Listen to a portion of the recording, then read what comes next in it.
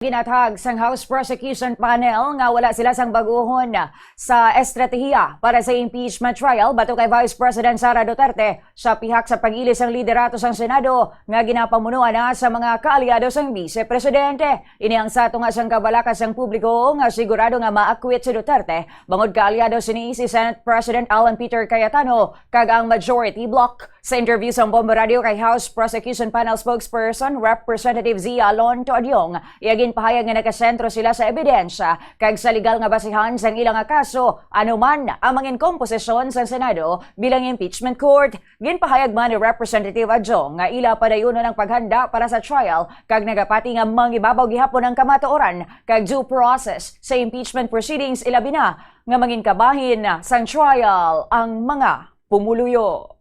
Alam niyo po, yung preparation po ng prosecution team ay based po sa presentation ng evidences. Hindi po kami nakabase kung ano yung magiging yung mga eventualities, no? Anong mga possible na changes in the Senate.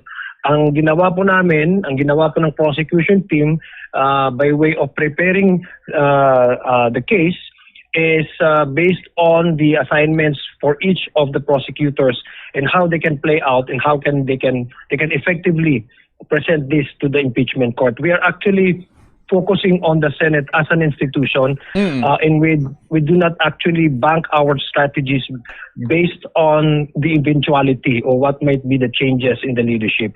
So meaning to say, ang focus po namin ay paano po may presenta sa Senate as an institution, no, acting as an impeachment court.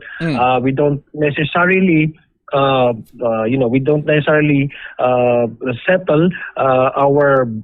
the way we prepare, the prosecution prepare their case based on individual membership of the Senate. Kasi naman klaro naman po from the very start kung sino naman po yung ayaw ng impeachment na mag-proceed sa Senado.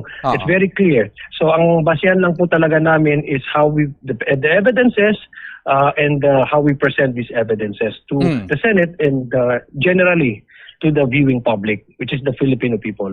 Si Representative Zia Alon Toadyong.